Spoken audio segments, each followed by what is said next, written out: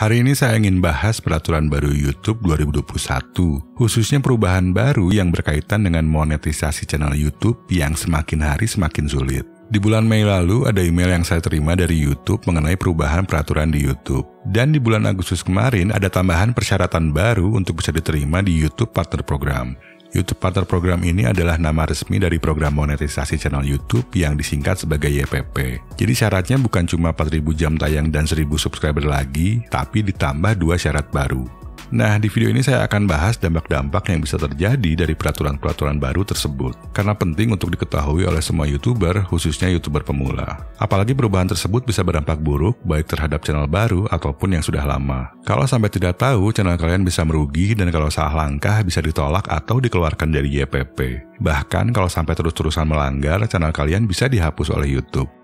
Di email yang saya terima di bulan Mei lalu ada 3 tambahan baru. Yang pertama itu adalah aturan mengenai penggunaan Facial Recognition Program.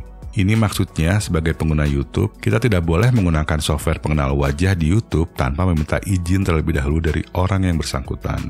Software pengenal wajah ini dikembangkan dengan teknologi AI, singkatan dari Artificial Intelligence, yang bisa mengetahui identitas seseorang dengan menganalisa wajah yang ada di video atau di gambar.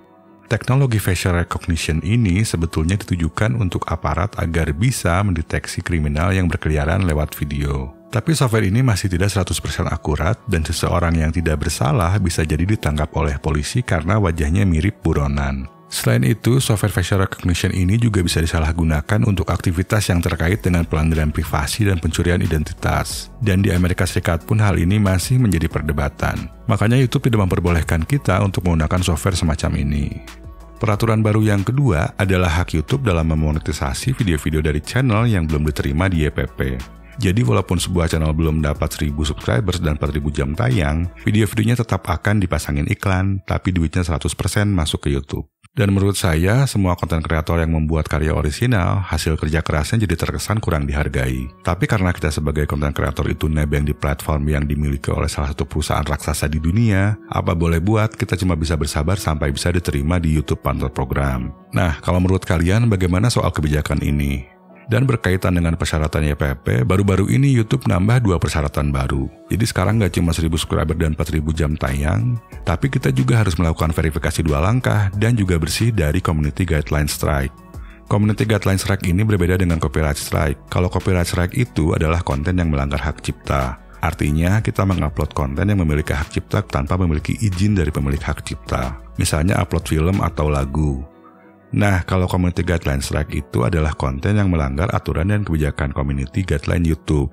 Community Guideline ini aturannya banyak banget, kalau saya bacain satu-satu, video ini durasinya bisa jadi panjang banget. Tapi kalian tetap perlu membaca dan memahami supaya bisa bikin konten yang aman untuk ditonton oleh semua orang dari berbagai kalangan dan ramah untuk memasang iklan.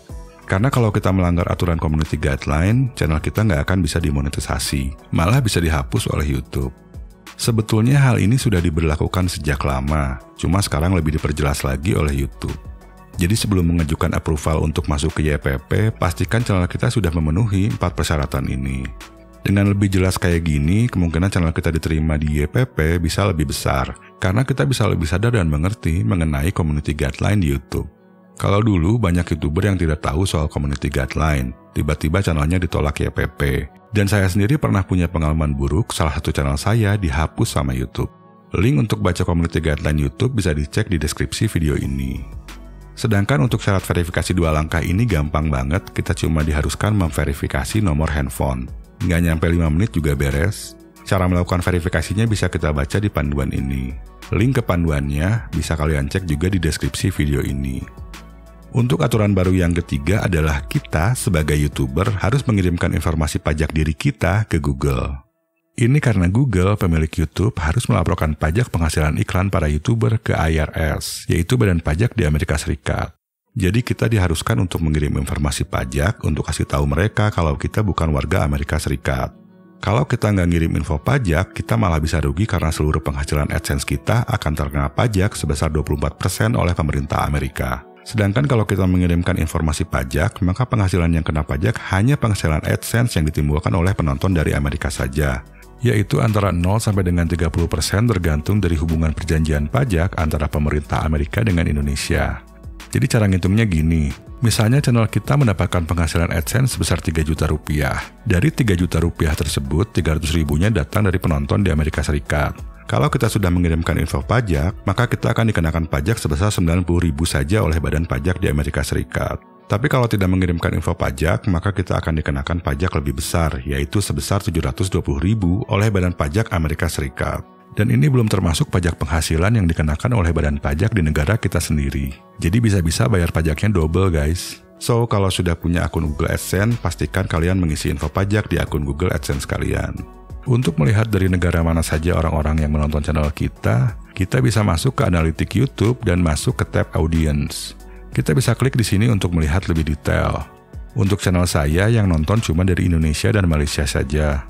Ini karena setiap upload, judul dan deskripsi video saya selalu menggunakan bahasa Indonesia. Terus di settingan videonya saya set ke bahasa Indonesia. Settingan ini untuk memberitahukan YouTube kalau konten kita itu konten bahasa Indonesia. Jadi YouTube hanya merekomendasikan konten kita ke orang-orang di Indonesia.